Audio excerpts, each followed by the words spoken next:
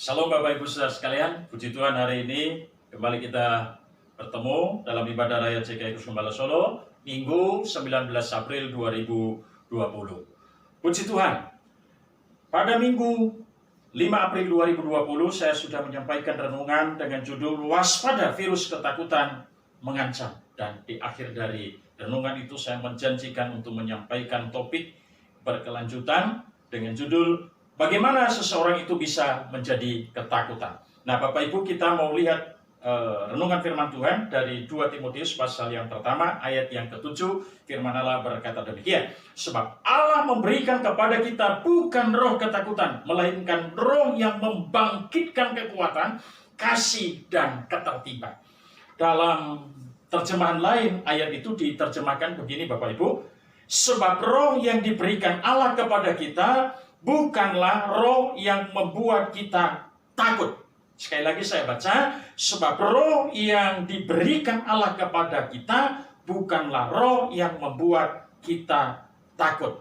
Ketakutan Bapak Ibu adalah keadaan perasaan seseorang yang tidak mengenakan, yang dipicu oleh suatu pemahaman, suatu persepsi akan suatu bahaya yang akan terjadi, baik yang sudah terjadi maupun yang akan terjadi, kira-kira demikian. Nah, muncullah kekhawatiran, muncullah kegelisahan, muncullah perasaan cemas, muncullah kepanikan.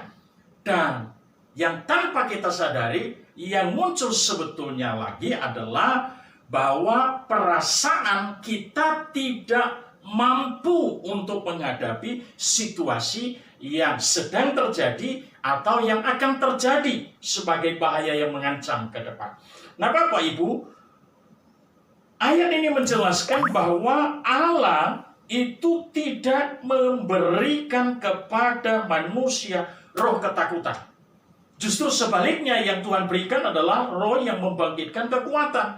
Maka pertanyaannya adalah, bagaimana seseorang itu bisa menjadi takut? Bagaimana seseorang itu bisa menjadi ketakutan? Nah, saya melihat Bapak Ibu, yang pertama seseorang bisa menjadi ketakutan adalah antara lain. Satu, seseorang bisa menjadi takut melalui apa yang dia dengar. Sekali lagi, seseorang bisa menjadi takut melalui apa yang dia dengar. Saya baca satu contoh kepada Bapak Ibu sekalian. Di dalam 2 Tawarikh pasal yang ke-20, ayat yang pertama sampai ayat yang ketiga, firman Allah berkata demikian. Setelah itu Bani Moab dan Bani Amon datang berperang melawan Yosafat bersama-sama sepasukan orang Meonim. Datanglah orang memberitahukan Yosafat, suatu laskar yang besar datang dari seberang laut Asin, dari Edom menyerang tuanku. Sekarang mereka di Hazezon Tamar, yakni En-Gedi. Ayat yang ketiga, Yosafat menjadi takut, lalu mengambil keputusan untuk mencari Tuhan. Ia menyerukan kepada seluruh Yehuda supaya berpuasa. Nah, Bapak Ibu saudaraku yang dikasihi Tuhan, ayat ini menjelaskan bahwa Yosafat mendengar informasi, Yosafat mendengar berita bahwa akan ada rombongan Bani Moab dan Bani Amon dan sepasukan orang Meonim akan menyerang Yosafat. Dan setelah dia mendengar itu, ia menjadi ketakutan. Ternyata Bapak Ibu sekalian, apa yang kita dengar itu bisa mempengaruhi perasaan kita. Apa yang saudara dan saya dengar itu bisa menimbulkan ketakutan dalam diri saudara dan saya. Nah, jadi yang pertama, seseorang bisa menjadi ketakutan melalui apa yang dia dengar. Nah, yang kedua Bapak Ibu sekalian, bagaimana seseorang itu bisa menjadi ketakutan? Hal yang kedua yang saya bisa sampaikan adalah seseorang bisa menjadi takut melalui apa yang dia lihat. Sekali lagi, seseorang bisa menjadi takut melalui apa yang dia lihat. Nah, Bapak Ibu, ada satu contoh. Satu kali Raja Aram merencanakan untuk menyerang Raja Israel. Dan yang anehnya bahwa setiap kali Raja Aram ini merencanakan, mengatur strategi untuk menyerang Raja Israel, tetapi tidak pernah berhasil.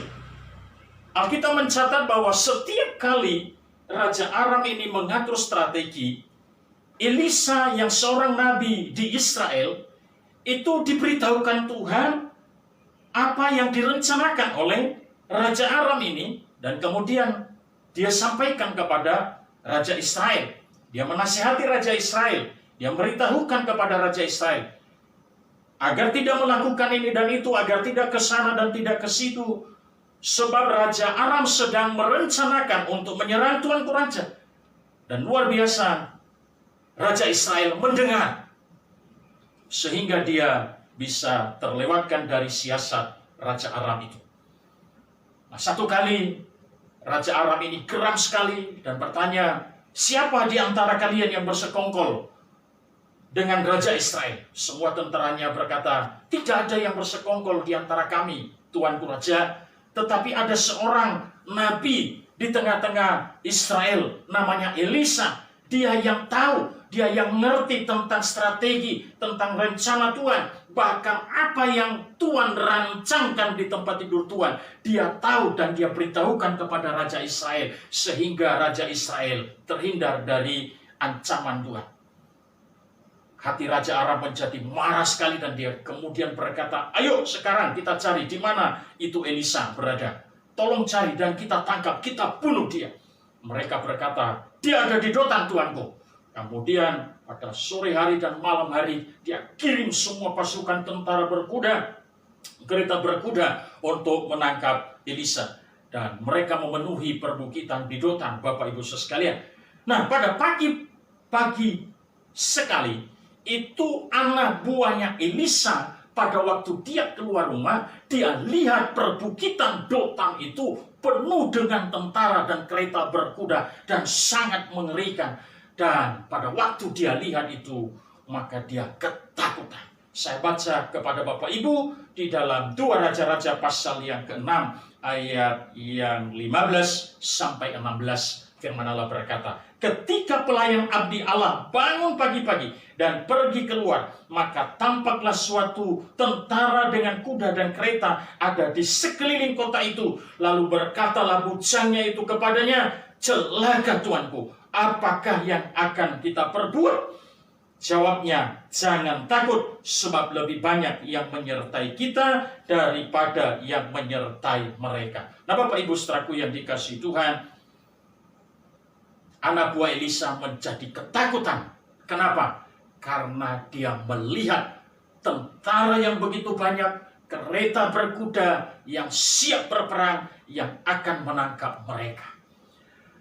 Oleh sebab itu, Bapak Ibu sekalian, seseorang bisa menjadi ketakutan oleh karena yang pertama, dari apa yang dia dengar. Dan yang kedua, seseorang bisa menjadi ketakutan dari apa yang dia lihat. Nah, oleh sebab itu Bapak Ibu sekalian, dari apa yang kita dengar dan apa yang kita lihat, mestinya kita harus mampu mengolahnya, memilahnya, menatanya, sehingga itu tidak menjadi ketakutan yang mengelabui hidup saudara dan saya. Sebab ketakutan itu mengerikan, bahayanya luar biasa, bahkan bisa menghancurkan hidup saudara dan saya. Nah, apa yang harus kita lakukan? Kalau kita belajar dari Yosafat, pada waktu dia merasa ketakutan dari apa yang dia dengar, maka Yosafat tidak membiarkan hidupnya, tidak membiarkan pikirannya, tidak membiarkan jiwanya, tidak membiarkan hatinya, tidak membiarkan rohnya dikuasai dan diliputi oleh ketakutan. Tetapi sebaliknya, justru Yosafat mencari Tuhan. Yosafat mengambil keputusan untuk mencari Tuhan. Yosafat mengambil keputusan untuk berdoa kepada Tuhan. Yosafat mengambil keputusan untuk mengajak semua orang-orang Yehuda untuk berdoa kepada Tuhan. Bapak Ibu, pada waktu ada rasa ketakutan mulai menghantui saudara dan saya, maka yang paling pertama, jangan biarkan ketakutan itu menguasai kita, tetapi ambil keputusan untuk segera datang kepada Tuhan, bawa kepada Tuhan, serukan kepada Tuhan, minta pertolongan kepada Tuhan, dan Tuhan akan memberikan kita kekuatan baru. Akhir dari cerita Yosaf, bahwa mereka memenangkan peperangan itu tanpa mengangkat senjata. Kenapa? Karena Allah yang berpihak kepada mereka. Nah, yang kedua, Bapak Ibu sekalian, apa yang harus kita lakukan? Kalau kita memperhatikan apa yang dilakukan oleh anak buah Elisa itu, sementara dia dihantui oleh ketakutan karena dia melihat tentara yang banyak dan kereta berkuda yang hendak membunuh mereka, Bapak Ibu, dia datang kepada Elisa. Juga dia tidak membiarkan ketakutan itu menghantuinya. Dia tidak membiarkan ketakutan itu menguasai hatinya. Tapi seketika itu dia datang kepada Elisa. Nah, Bapak Ibu, apa yang dilakukan Elisa? Nah, ini yang mungkin agak berat, Bapak Ibu.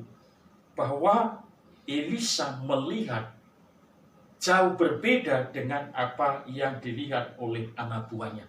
Nah, ini yang saya sebut dengan memiliki cara pandang seperti cara pandang Tuhan. Anak buahnya melihat kenyataan jumlah tentara besar, tetapi Elisa melihat justru yang menyertai mereka lebih banyak. Artinya setiap kali menghadapi masalah persoalan, jangan biarkan ketakutan itu menghantui kita, tetapi lihatlah seperti Allah melihat bahwa masalah itu Tuhan bisa menjadikan sarana untuk memberkati, dan menolong hidup kita. Tidak selamanya persoalan masalah itu untuk membuat kita hancur, Bapak Ibu sekalian. Tetapi justru bisa terjadi Allah pakai itu menjadi sarana untuk mengangkat kita lebih lagi. Saya berdoa pada hari ini agar semua kita diberkati Tuhan, segala rasa cemas, rasa khawatir, panik, ketakutan yang melanda kita digantikan dengan kekuatan yang melimpah-limpah daripada Tuhan. Firman Tuhan kiranya memberkati kita semua. Saya berdoa kiranya semua kita diberkati Tuhan. Terpuji nama Tuhan dalam nama Yesus. Haleluya. Amin.